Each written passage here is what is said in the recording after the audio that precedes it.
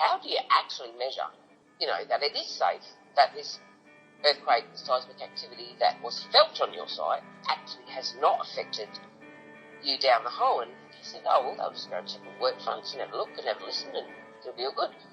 I'm thinking, no, I want X-ray machines, I want drones in there, I want special, I don't know what I want, but I want something better than people having to squeeze. I know back in New Zealand they had a big earthquake back in 1967 up at, it was called Nungahua, and that's just north of Greymouth. Mm-hmm. And what happens, all our mines in New Zealand are in what they call the Paparoa Ranges. It's all in mountains. So we go in the side of mountains and do set our mines and that up. But the big one in 1967 was, I'm pretty sure it was about an 8 or something like that. It devastated some of the towns, like hills just collapsed and mountains and everything. But the guys on night shift, what I remember, I wasn't there at the time, I was still at school. But the guys on night shift said they never felt a thing. Welcome to the Beers with a Miner podcast. My name is Mad Mumsy and I've been driving the huge dump trucks in Australian open cut mines for over 10 years now. I wish I had $1 for everyone who said to me, how does a little thing like you drive those big trucks? You must be rich. How do I get a job doing that? My mining friends are asked these questions all the time too. This is what started the Mad Mumsy journey to share stories and tips from living a mining lifestyle and to let others know what it's really like. Not everyone is cut out to be a miner, but why not? What does it take to thrive and survive in this industry? Now, let's dig in. Get it? Dig? Mining? Crack me up. Hello and welcome to episode 58 of the Beers with a Miner podcast. My name is Mad Mumsy and today I'm joined by two people. Our very own Hard Hat mentor, my sister, the other half of Steel Cap Sisters. Listen to the end to find out what the hell Steel Cap Sisters is all about. And also Buck, Ian Buchanan. He is a deputy working out of Moranbah, underground miner, coal miner of many, many decades. I'm sure he won't mind me saying. And we just had our first conversation together and we chatted about how do earthquakes affect mining and what can be done. And that's what also I speak to my sister about. We have a good chat about it and I share a fun time when there was an earthquake out at our mine and something that happened with all the supervisors. So listen in for that chat. And yeah, I ended up contacting Ian because I was being asked on social media, how does it affect mining and what do they do when there's an earthquake? So we kind of guessed a bit, but I decided to ask someone who I knew would know, and that being Buck. He's also an author of Coal Faces Mining, which I got the book last week. If you have a look on Mad Mumsy Facebook page, I shared the video, the unboxing, and it's awesome. It's got heaps of pictures and I just love it, and I've been reading little bits of it here and there, but it's really good, and he's sharing stories of his mining journey but also of the people that he's met along the way. And I really enjoyed our first chat. I've just hung up from him and his wife. They're on a big trek up north. They're out near Katherine at the moment, and when he comes back, we're going to sit down and have a beer, and I'll find out all about his mining journey and pick his brains. But for today, he's jumped on board to give his thoughts on what happens when there's an earthquake. So I will let you dig in. Get it? Dig. Mining. Crack me up. And I cracked Buck up when I said it as well. Okay. Here we go. Hard Hat mentor, Ian Buck Buchanan and Mad Mumsy talking about what happens when there's an earthquake and how does it relate to mining.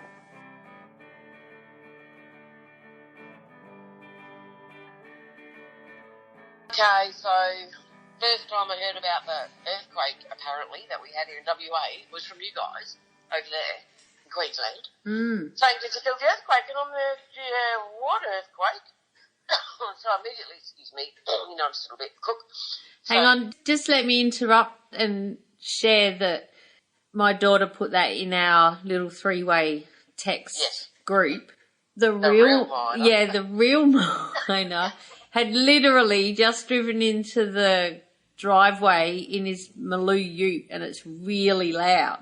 And she said, "Did you feel the earthquake?" And I'm like, "Oh, no, it's just the real miner. He's just rocked up." And then she's like, "No, Mum, there was an earthquake in WA." And they're like, oh, okay. How's that for timing? So that's freaky too. Yeah, that was timing, right? Yeah, well, like I saw that message and I thought, what earthquake? And then when you put your thing about, it's just the real miner showing up, I thought, okay, that's a joke I'm not in on. And then, because when I've been meaning to send messages to one of you or the other, because we had that three-way message going, I keep sending it to the wrong one. So you're all seeing everything. But never mind. And then I think it was the real miner who said, no, there was an earthquake in WA. Shannon said, yeah. And I just thought, okay, well, I'm just going to go check this out. So I just, as you do, Googled, bang, and it was only 3/4 an hour earlier. Ah, so it just happened. Things that come up on it, and it said 6.5 biggest earthquake ever recorded in WA. It's just hit Broome, near the Broome, or 200 k's off Broome, like off the big red area all around Broome. But they said it was felt from. Hang on. There's a loud motorbike going past. Can you hear that? No. Fucking hell, get an exhaust, mate. That's nuts. It's not even a Harley. Yeah, so the strongest one ever recorded in WA. Yeah, 6.5 on the Richter, and it was apparently 200 k's off of Broome, like it must have been offshore. But the red area was all around Broome, but they reckon it was felt in Perth and Esperance, so we're in between all of those. Yeah. But it missed Mandurah. I didn't feel anything. I was sitting there not doing much. I was social mediaing. I think you and I were doing stuff. Yeah. I didn't feel anything. So then I Googled it and it freaked me out. I thought, oh my God. So I had a bit of a look and, I put it on LinkedIn and I said, apparently we had an earthquake. First I heard about it and I just said, I hope everyone's okay. Yeah. And that was it, sort of thing. And then my real miner, who also works underground, is on night shift, and when he woke up this afternoon, he said, we talked about our girls first, of course, the chookies and the ping pong ball celebration. Yeah. And then he said, so the earthquake. I said, yeah, did you see that message? He said, no, well, it woke me up. Said, what? The message? No. Yeah, I know, right? Yeah, and he's Migtharatara, which is way inland, up north, but way inland. I said, well, you actually felt it. He said, well, I heard something. It felt like the building was rattling big time, like pretty full on loud, super loud, he said. And like the aircon had lost something in it, was going bang, bang, bang, bang, bang, bang. Yep. He said, and I just said, oh, God, great aircon, and he just went back to sleep. And so that tells me that was a pretty full noise. If the building was sort of shaking and the aircon, he thought was banging against the donga. Yeah. That means that's pretty huge. And he said straight out, because he's at work when he rang me, because the kids have gone underground and he had a moment. Yeah. Because he's your boss. And he said, no, apparently no one felt a thing underground, which is good news. Yeah.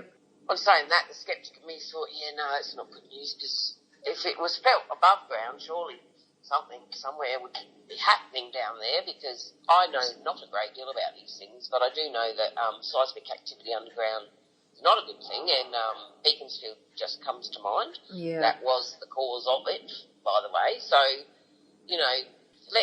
I'm not going to go catastrophising here and have Ant's thoughts, but I will say I will rest easier when he texts me that he's out of the hole tomorrow and the next day and the next day and the next day. Because there'll probably be aftershocks and, Yeah, that's I don't know, he seems to think it's pretty solid ground down there, but everyone does until it isn't, Yeah. And then it got me worrying about all of our other tribe and peeps who are everywhere underground. Then I started thinking about the stability of the pits and, as you know, the wall collapses and things that have killed old mates very, very recently. Yeah. That's about stability, and it doesn't take much to get someone in trouble. So I'm worried for all of our people as to what this may or may not do, and let's hope it does nothing. And if 7 whole days go by and no one's had anything, well, then I'll be a bit happier. But till then, I'm going to be very worried for everybody, I reckon. Well, without being ridiculous about it. Yeah. But my question is, and I'm sure people smarter than us know, that how do you actually measure, that it is safe, that this earthquake seismic activity that was felt on your site actually has not affected you down the hole? And he said, they'll just go and check the work fronts and have a look and have a listen and it'll be all good. I'm thinking, no, I want X-ray machines, I want drones in there, I want special, I don't know what I want, but I want something better than people having to squeeze, So, sure they know what they're doing, it's not their first radio, but I don't trust Big Brother at all, just quietly. Just look after our people enough. Because we don't have enough earthquakes, is my point over here anyway. Which is a good thing. That is a good thing, to not have enough earthquakes. But when you do, now what? Biggest thing that I found sometimes was, we'll just do a JSA and everyone sign off on it and, we've all signed that bit of paper, so it'll be all right. Yeah, that will. But, all you try is... but we've had talking about high wall instability and stuff, so many over the years I've been around that have failed. And I remember at this one band camp going in, and the guy I was going out with at the time was in the digger, and we're like, it wasn't a high wall, it was a low wall, so it's not the sharp edgy one, it's more like the mound. From the drag lines and stuff, and it was moving, and I'd never seen that before because I had come from hard rock into coal, and it was moving so fast. Like, you'd go to the dump and come back, and the lighting plant that you were looking at on the floor that you drive past to get to the digger, one had fallen over because the ground had heaved because it's coming in, and all the knobs were up on the hill, because you could stand up there and watch it, and they were radioing us saying, no, it's all right, it's not moving, you'll be right, go and get another load. And, so we did that for a couple of hours probably, and then this last time I went back and the lighting plant, I can't believe how much the floor lifted up, because with coal, the floor's so soft, and as you take the layer of coal out, everything starts to fall around it, But this, we had a wall creeping at us and it was pushing on the floor that we were driving on. Yeah. And then my partner was sitting in the digger at the time. And anyway, he ended up saying, no, I'm out of here, and walked the digger out, got it up to the end near the corner. We got our load out, and he got his light vehicle out up the ramp just before a big crack opened up in the ramp.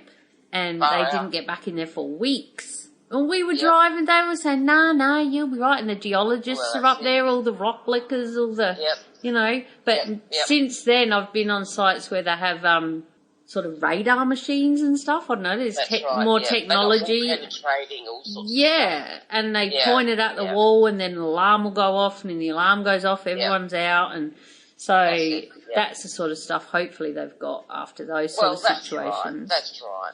And band camp I was at very recently, one of their sites, because I was regional for them, they were shut down and for a very long time, parts of the mine, because of massive wall slippages, huge, massive, like hippopotamic, and What's hippopotamic? What's that word? Hippopotamic, it means big. Is that a real word, or did you make that up? No, it's real. Hippopotamic. Oh. I got it off a chip ad years ago. It said hippopotamic, it means big, it's about a big crunchy chip, and I looked it up and it is real. I was going to say, they made that up, but no, it's real. Okay, cool. It's true. So, that was pretty freaking. It really affected the culture big time, because people's job security then started weighing on mines, and anyway, it's a big deal. But seismic activity is a big topic, and because they go deeper and deeper and deeper, and the deeper you go, it's almost like you create your own seismic activity, as you would imagine. You drill holes in structures and you're blowing the shit up. and you're making voids where there weren't, and so of course it creates its own seismic activity because of what you're doing, and it affects water tables, it does all sorts of stuff. So it's not a new thing, but I guess they know that, they plan for that and what they're doing, because I ask big questions and no one else asks a question at all. And then this week they've had an earthquake. Oh, I know, and so but I guess what I'm thinking here, where I'm going with this is, that's different because they know what they're going to do and they know when it's coming, and so they plan around it and they mitigate the risk, and they're putting pillars in and paste plant. They build a whole new paste plant so that they can actually shore up these things. Like they spend a fortune because they know what they're going to do. Yeah. They need to stabilise the ground, but that's forewarned is forearmed. My concern here is that's not what's happened now. There's no forewarning. It's just bang, it's just happened. So now what, and there'll be aftershocks and there'll be stuff going on. And I'm sure that it's nothing and it's all no problems and they're all over it. But if alarm bells aren't going off across every underground mine around all of WA at the minute and territory and everywhere, actually, half of Australia by the sound of it, if my real miner can feel it there, where he is. I mean, someone look on a map of where Mika Barrett is from Broome, that's a long way. So if he felt it there are, rippling effects going on, and so I'm sure that they're all just quietly without, you never run across the parade ground because you'll panic the troops, but I'm hoping that in the background, they are seriously saying, what can we do, how can we check this, to make sure, and they will, because of course they care, but at the same time their production will suffer big time if they're not all over it, so, there is that. But yeah, it is. Thank you for ringing because you must have known. Yeah, she's probably a bit worried. And yes. I mean, if there was an earthquake anywhere near over there, everyone would be the same. Well, you would be. And maybe it's because ignorance is bliss, or maybe ignorance makes us. Those of us who don't know enough about it, we're catastrophizing, and I'm not freaking out. I'm just quietly hoping. Just quietly hoping that our industry is all over it because. There's too many of our good peeps, our Rock and FIFO peeps, and our tribe. They could all be at risk if they're not all over this. So, it's a big deal for me. It's a big deal. Well, a few years ago, we had an earthquake. It wasn't. I'm pretty sure it wasn't 6.5. I'll have to do some research and find out what it was. We had a couple actually in a few months, and. My daughter was home and with someone else, and they felt it, and I was out at work, which is about 200 k's inland, I guess, again, as a crow flies, maybe, I think, something like that, over the hill, and she messaged me and said, Mum, it's a bloody earthquake, and we're on day shift, and I was at crib, which is why I had my phone, and be buggered if we were outside. This was the best crib up we've ever had. It was a big, massive, square one, and when it rained, we used to play cricket inside. And God, that was a big one. Oh, you'd make a ball out of paper and stuff. Yeah. Meanwhile, I'm trying to sleep under the table, It was the best. It was like two joined together, kind of. It's hard to describe. And then it had a big veranda out the front, all concrete, and then on the side was the supervisor's donga. Anyway, we were outside and when the earthquake hit, and people inside reckoned that the fridges were rocking, but all we didn't know about that. A couple of them come out and went like, whoa, and at the same time 3 supervisors come flying out of that supervisor's room looking for people. They thought people were throwing shit at the donga. And they're like, what, you lot? What's going on? That was not much assumptions and biases going on there. Absolutely. They were gunning for heads. And then the people come flying out the supervisors came out first. That's right. Because they were right there. And then the people come flying out the crib up saying, man, we must have had an earthquake. Then I was like, fuck off. And then I noticed on my phone, I'm like, well, yeah, they just had one on the coast. And so it travels inland, But we didn't have, from memory, we didn't have any issues in the pit, but I can't remember anything being checked or I can't remember stopping production. Not saying we didn't, but I just remember how funny it was. Like these 3 stooges come flying out of the group. I mean, out of the supervisor's office. Oh, that went down in history, mate. That did. That's my God. Well, you just made me think too, because, off WA coast, there's lots of oil rigs and things out in the ocean there, and I'm just thinking that seismic activity out there can't be good for them, because depending on how it worked, it could have been tsunami threats. I mean, all sorts of stuff could happen. And then, as you were talking about that, and I don't know why it triggered it, because all I was seeing was the supervisors running out accusing you guys of throwing stuff at them. That triggered a memory. It's got nothing to do with the supervisors running out accusing you of stuff. Yesterday, when I was sitting here and I'd done enough for the day and I was worn out because I'm a bit sick because I hadn't really done much at all, I thought I need to watch a blockbuster, so guess which movie I watched? Oh, I don't know. San Andreas. Oh, stop it. Fuck off. What? It's like it's my fault. I watched San Andreas and loved it, which is, the major new earthquake movie that's been around for a couple of years now, but it was brilliant. And that's just reminded me, it's like, I should have watched I made this earthquake happen. I mean, I'm not that powerful, but the way your mind works is just really weird. And there's so much been going on lately. Every time I think of something like that happens. Like, remember I saw that really weird old car, and then you went to a car show that day, and I didn't know. Yes. Yeah, and then I watched this movie, and the next day there's an earthquake. It's like, oh my God. I'm in sync. You're connected. Yes, you're in the vortex. You're on a roll. Yeah. But I don't want to be in a roll with earthquakes. I'd rather be on a roll with good things, not the caca things. What movie I'm going to watch tonight? I don't want to watch a movie about a serial killer that I usually do, because God knows what will happen then. Don't. Just don't. Yeah, no, I won't. I'll watch happy things tonight. Happy things. Anyway, I'm watching MasterChef, if that helps. Oh, I just watched MasterChef today, which I haven't watched forever. Oh, right. And they're in WA. I was doing a catch-up thing. They're in WA. Yeah, that's right. Well, tonight is Judgment Night and someone goes home. Oh, good. I want to see that. Is it on right now? It is here right now, but you're 2 hours behind. But it's nearly over, so it's 9 o'clock, so probably half an hour there it'll be on. Oh, I like catch-up TV anyway, so less ads. Oh, yeah. Of course you do. Way less ads. But, yes. Look, thank you so much for ringing, because I know you were... You must have been concerned. We've had enough chats lately. We weren't supposed to be talking yet, but I know the text was enough. So I appreciate the fact that you thought I'd better ring up and ask, are you okay? I did. You did. Yes. Well, you can't just text through that. No.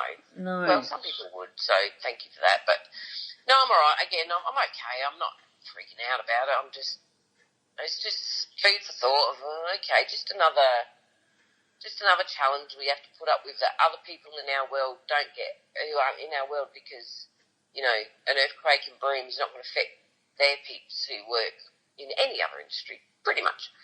So that's just another part of life that they don't get, how we think. It's not their fault, because why would they? I've only just thought of it myself. Yeah. So, it's not their fault. It's just another aspect, whenever there's, someone dies underground overseas, which is pretty often, scarily. Or, anytime there's a plane crash even, and I always seem to watch air crash investigations the night before I fly. What's with that? Oh, God, no. I seriously do. I don't mean to. It just happens. And then I'm sitting on the plane thinking, and I'm really, as I'm going upstairs, I'm checking out the rivets, like I'm full noise, paying attention to all the briefs. Like I never usually do, because I'd watched air crash investigations the night before, and bugger me dead, I'm usually in the emergency seat that far. I'm like, well, you're lucky I watched air crash investigations last night, because I'm all over it now. I know. Anywho, we should stop this. It's probably going long. Yes, I'm going to go to sleep. Yes, go to sleep, my darling, and thank you so much for the call. And I'm alright. It's just, send all the angels over to protect all our people over here. Absolutely. I will. Any possible seismic dramas that could hurt anyone, open cut, underground, or anywhere in it doesn't really matter. Don't have to work in our game. Yeah. I know everybody was probably in shock. They said the chairs were rocking and things were going Yeah, off. we saw it on the news. Shannon saw it on the news. That's how we knew. But I was watching the footy because the Lions were smashing Port, so... Yeah, it was like 3:30 in the afternoon here, so I didn't... Yeah, so 5:30 here, yeah. So, but thanks for that. It's just, again, hilarious that the first I hear about an earthquake in my own state is from my relatives in Queensland, and God loves social media. God loves smartphones, because otherwise I wouldn't have known. Yeah, that's right. And now we've got this awesome recording about earthquakes that we can use. Okay, I gotta go to bed. My eyes are leaking, and it's only... Yeah, I know. Oh my God, it's only 9:10.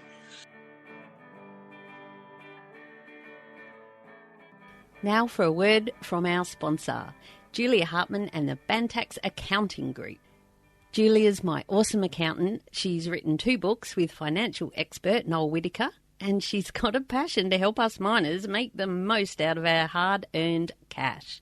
She's got heaps of tips and make sure that we get every cent we are meant to get, and is right on the ball with everything. If you head to bantax.com.au/miners, that's BANTACS, you can download a free booklet all just for us miners. And there's also a spreadsheet in there that helps you check off what tools you have for your trade, like your isolation lock, work boots, 7 shirts, all of these sorts of things, and you can weigh them up and it'll tell you if you qualify weight-wise to claim your trips out to work. And that's just one of the things that they've got over there. So I strongly urge you to head to bantax.com.au/miners and see what they can do and find your nearest office as we come up to tax time. They're really on the ball, know what's going on with the tax department, and there's heaps of other free information like property investing. If you really plan on doing some great things with your money, you want to do that, right? If you want to sell your house, can save a lot of money if you find out what to do first rather than in hindsight. And Julia, she'll, make sure you get it right. And if you do it wrong and then go and see her, she'll up you in the nicest possible way, because she really cares about us and wants us to keep our money and not give it to the tax department. Anyway, head over to bantax.com.au/miners and tell them Mad Mumsy sent you. Hello, is that you, Leanne? Yes, it is. Hey, how you going? I'm good. Did you ring earlier too? Yeah, I did. You said to keep trying till I got you. Yeah. No, we're just hooking the van up and then the bloody phone was flat, and then so we had to put that, and we just left the caravan park now. Oh, right. No way. Yeah. Yeah, but that's all good. I can talk to you now. Oh, beautiful. How's things going, all right? Yeah, good, thank you. How's your trip going? We're up at Catherine at the moment. Oh, beautiful. You enjoying it? Catherine, yeah, we're heading up north. Yeah, we're flowing over the bloody gorge and walk the gorge and hot springs. And, no, it's been fantastic. Oh, I feel for you. Yeah.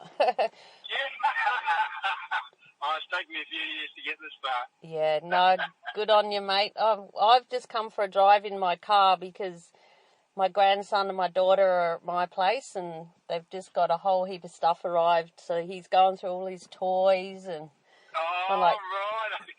Yep, so I made myself a coffee and came for a drive down by the river. Yeah, good. So how can I help you? What do you like to know?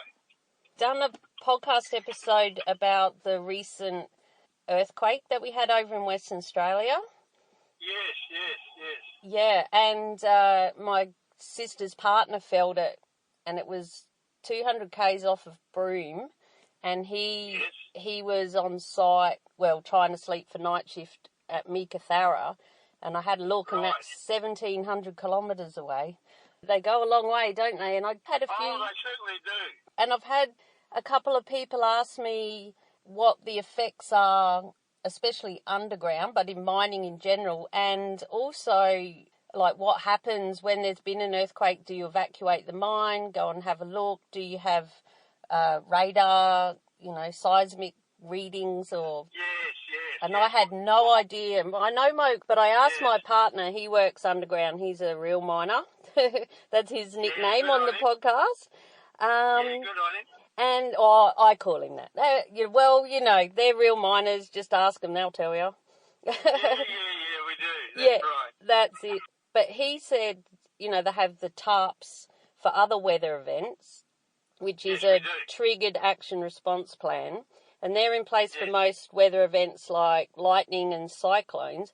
But he's not sure if there's one for earthquakes. That's why I thought I'd ask you. Yeah, no, that's fine. Well, it has been brought up before, and because we don't really get earthquakes up here, it's sort of very, very rare. And I know back in New Zealand they had a big earthquake back in 1967. It was called Nungahura, and that's just north of Greymouth. Mm-hmm. And what happens, all our mines in New Zealand are in what they call the Paparoa Ranges. It's all in mountains. So we go in the side of mountains and do set our mines and that up. But the big one in 1967 was, I'm pretty sure it was about an 8 or something like that. It devastated some of the towns, like hills just collapsed and mountains and everything. But the guys on night shift, what I remember, I wasn't there at the time, I was still at school, but the guys on night shift said they never felt a thing underground. Wow. So whether the shock waves go closer to the surface, which I'm only guessing, I'm not a geologist, but they never felt a thing till they got out. And it's funny you should ring, because we just went to some caves south of Katherine, Kata Caves, and we were talking to the guide there, and he said the big earthquake here, he was underground, and he didn't know anything about it until he actually come out to the surface. And he's I think they're only about 250 metres underground there. So we don't really have I don't think we've got an earthquake tarp. But what would happen, if there's an earthquake, a big earthquake, they wouldn't form us, control wouldn't form us, and we would evacuate probably the mine, and then we'd go back in, and then wait till to pass, obviously, and then go and do inspections. All the deputies and that will go and do inspections before we go back in, like any event we have. If we evacuate the mine, that's what we've got to do, is go back in and inspect the work areas, travel roads into the mine. So that's what would happen, I'd imagine, and that's what I would be doing anyway. Yeah, well, that makes sense. Can you just tell my listeners, please, Buck, what you do underground? Well, I'm a deputy, coal mining, obviously, out at Moranbah, and so we do longwall development.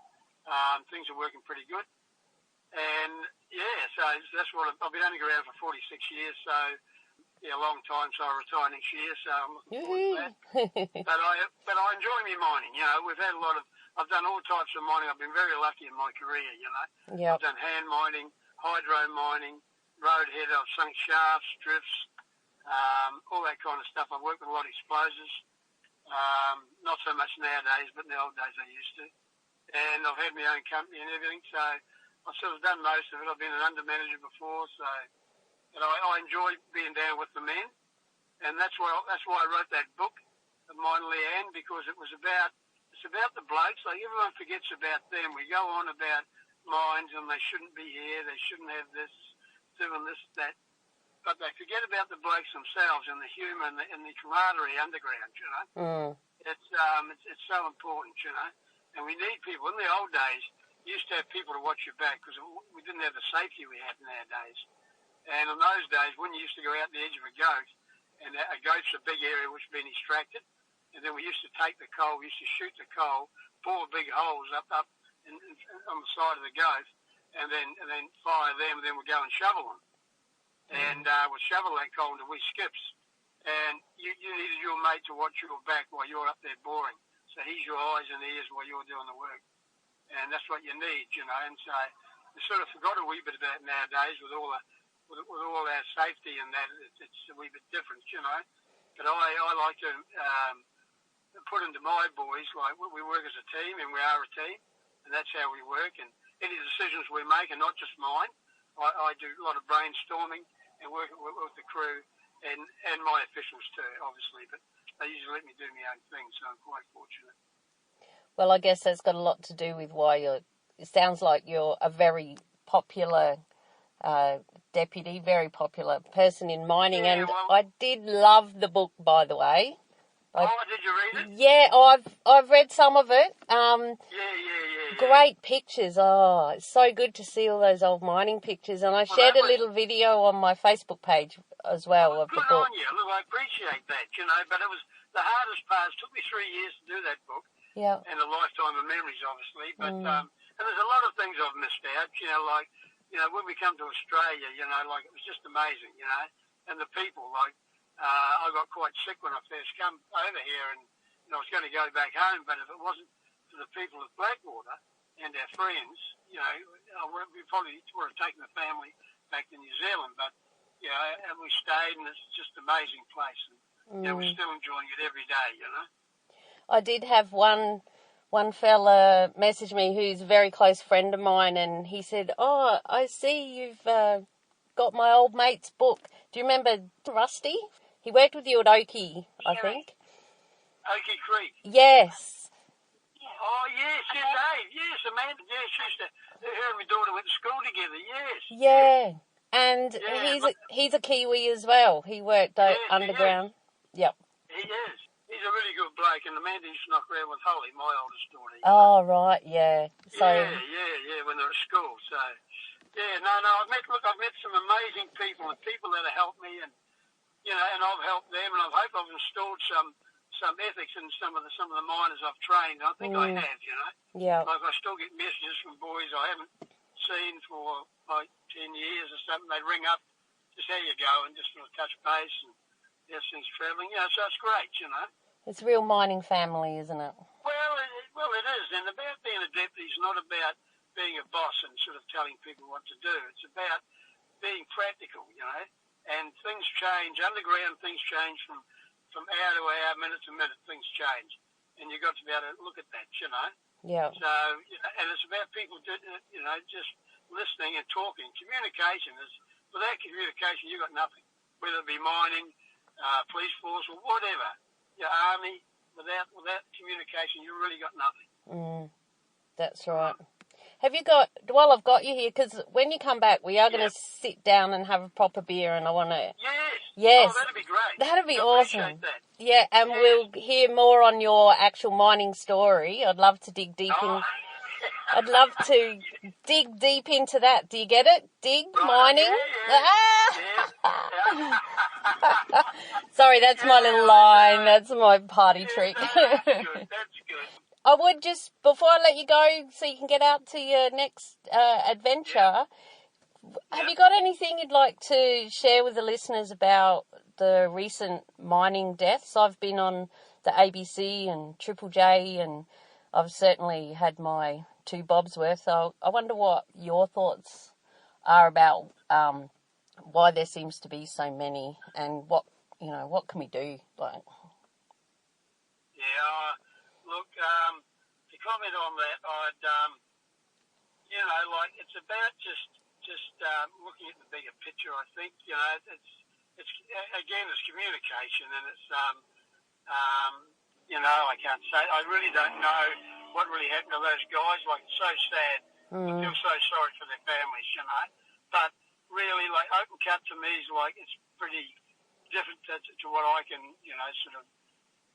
comment on really, because I really don't know. But like I say, I'm very sorry for those families. And there's always, when an incident happens, there always should be a stop. And I reckon, go back through what happened, and everyone should be involved in that, not just open cut, anyone, because we can all learn from a fatality. I know the CFMEU have been calling for a safety reset across all mines, and I just saw yesterday that it's happening. And that's a good thing. That's not bad. That's a good thing. Yes. Yep.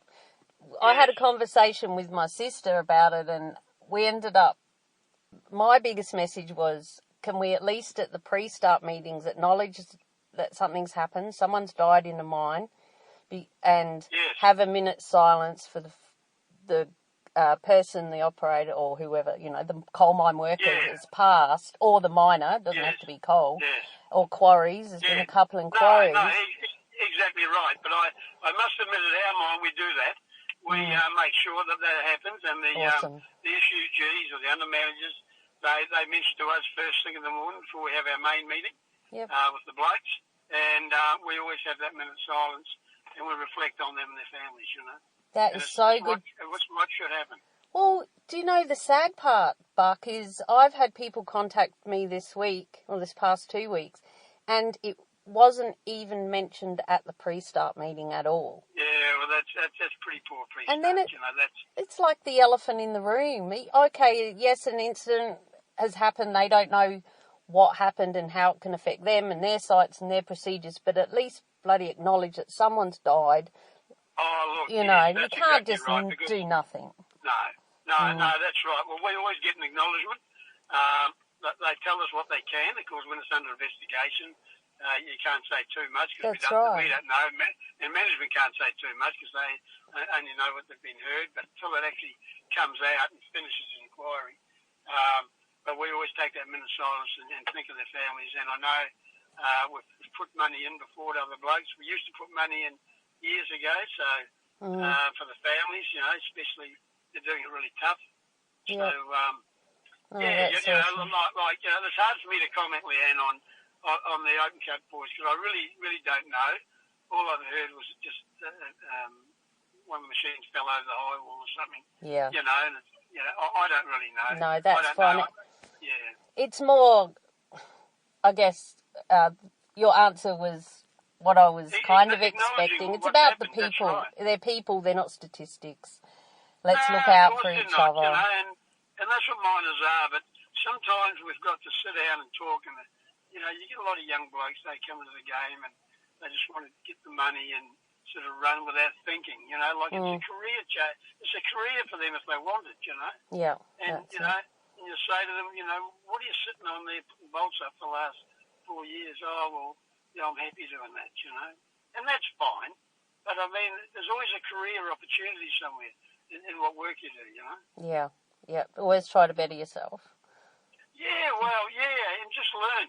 Ask lots of questions. I did. I used to get sick. I used to get clipped around the ear asking too many questions. But, but I learn, and I learn every day. I don't know it all. I learn every day I go. Usually how silly some people are, but, not all the time. But, but you do learn every day, and it's ask questions. I ask questions. Yeah. I forget things, so, you got to ask. That's awesome. But I hope that's helped you out, Leanne, anyway. It certainly has, Buck, and I'll let you go. However, it would be remiss of me not to mention that one of those deaths this year was underground, of course, at Moranbah North. Yes. I can hear my listeners, because I know someone who was out there very close to it. So, yes. I didn't know that boy, but he's from Serena too, because I live just out of Serena. Yeah. Apparently his family from Serena or something. Yeah, I didn't know that boy, but very sad. And again, probably communication's the biggest thing. Yeah. So, to you, Buck, thank you very much for having a quick chat with me about this. And this is our first meeting, so I'm looking forward to a few more. And hello to your wife in the passenger seat. Hello. Yeah, but we'll do that. And anything I can help you, if any listeners have got any questions, and if I can answer, I will. I'm sort of here to help, That's fantastic. And to hand on my knowledge to young miners, it might help them. Yep, it certainly will. And thanks for jumping on board, Team Mad Mumsy. No problem.